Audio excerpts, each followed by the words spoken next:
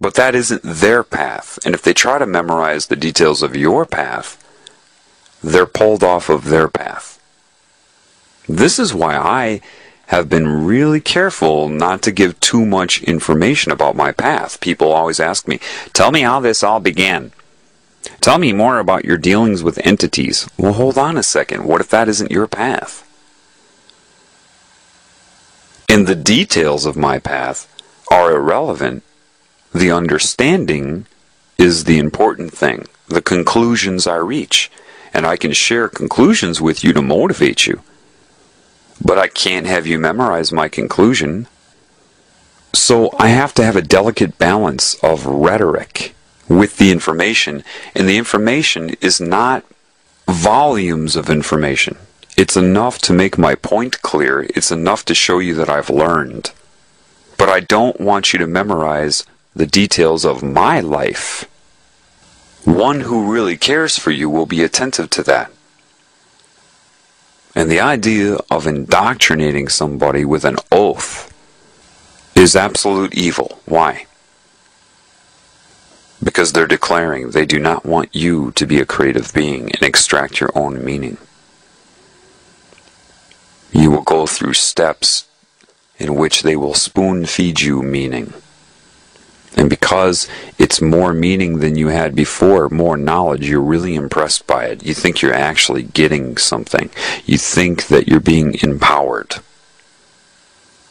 When they know that by keeping you from being able to extract meaning on your own, they've got complete control over you. They've pulled you off of your path.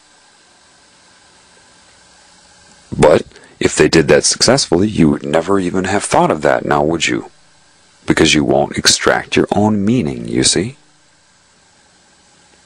Nevertheless, somebody with a lot of knowledge, if they're on a broadband connection and they're speaking to somebody in a 56K connection, it's anything but easy to tell the truth. Like I said before, one in the know can say the truth very easily to another in the know. If one in the know is speaking to an individual that is not in the know, saying the truth is anything but easy. Why? Because of what you know of the enormous gaps that they have. That you cannot just say the truth because they'll understand the words with the limited understanding they have in their concept building by society. But they would need to go through so much. And you know that they don't believe that. Telling them that makes no sense to them. They say, the truth is simple, you should be able to give me a simple answer. And then what happens is the people that have knowledge get very frustrated. The very moment you interrupt them or cut off what they're saying to you when they have to extend great patience to try to tell you the truth, and you cut them off and want to give them your opinion, or you tell them that you agree with them or disagree. To somebody in the know, when they're speaking to somebody that is not in the know, when the person that is not in the know says that they agree or disagree, both of those things are offensive. Because they know you should just have your mouth shut and take in what they're saying, and a lot of what they're saying will be rhetoric. But I talk to people like this all the time. They completely ignore the rhetoric. I'll use rhetoric. That if they had wisdom, they would understand at least, okay, there's something with this, and they blow it off. They go, yeah, but anyway, and then I blow them off. And they have no idea why I blew them off. Or people will just bombard me with questions.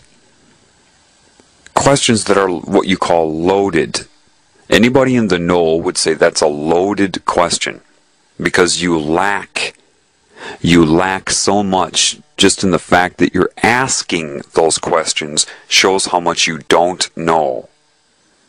And you ask them in a very naive way. It's not your fault, but you expect a simple answer.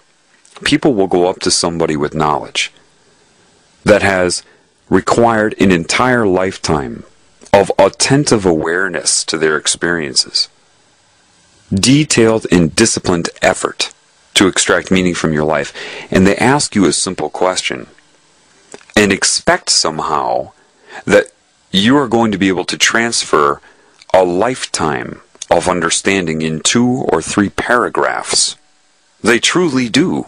They do expect that, otherwise they wouldn't ask the question. So you have this huge gap between those who are in the know and those who are not in the know. Those who are not in the know do not know they're not in the know because of how they have been taught to think. They have been incorrectly instructed in their thinking process itself. They have been taught to look outside of themselves for answers. They have been misinformed about what answers are because they've spent their whole life having the meaning spoon-fed to them. They think that's how it works. So you ask a question and somebody can spoon-feed you the answer. And because you lack any meaning or an understanding, you don't understand why that answer is wrong, limited, or even misleading you.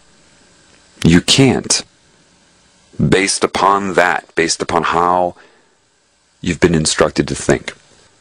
So a lot of people that have knowledge, when they interact with the average person, they get very, very frustrated. Very. They'll just look at you. All they can do is look at you because they can't say anything to you. You would not be able to extract meaning from what they say.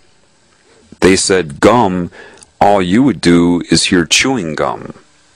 And they're thinking 500 different meanings to gum, all leading up to a point of conclusion. If you lack that, it's a waste of time to tell you anything. This is why, when you hear someone tell you that you cannot be told the truth, this is why. So they'll look at you and they'll have that look. And those in the know understand that look. It's a look that says, you know so little. You know absolutely nothing and don't know it. To tell you what I know, I would need 500 mouths and have to be able to speak 500 different sentences simultaneously, all at the same time, to express what I know, and you would have to be able to interpret 500 simultaneous sentences flowing at you at once. That's what that look says. And the look also says you don't even know that. And if I told you that, you would call me arrogant because you've been trained to call people arrogant. You don't even know what that means. So they'll just sit there and shake their head at you. They shake their head from side to side because they're paralyzed. It's the questions you ask, the way that you ask the questions, and what you do if they actually try to answer them. How long does it take before you cut them off, roll your eyes, or get distracted by something that occurs in the room, like a cat being distracted by bright and shiny objects? And if they're trying to tell you something, and maybe your cell phone will ring and you'll tell the person trying to give you truth to hang on, Shelley has to talk about her boyfriend. Okay, hey, you're not going to get the truth. You're nowhere near prepared to even comprehend anything that is true. And then you say, come on, just tell me. You can't be told. Well, that doesn't make sense. All you have to do is tell me. You can't be told. Not in your current state. You need a lot of work. And you don't understand why you need a lot of work. That's what it comes down to. Now, nothing is 100%. Am I saying that every Freemason has been spoon-fed? No, there's a lot of intuitive people that probably joined that.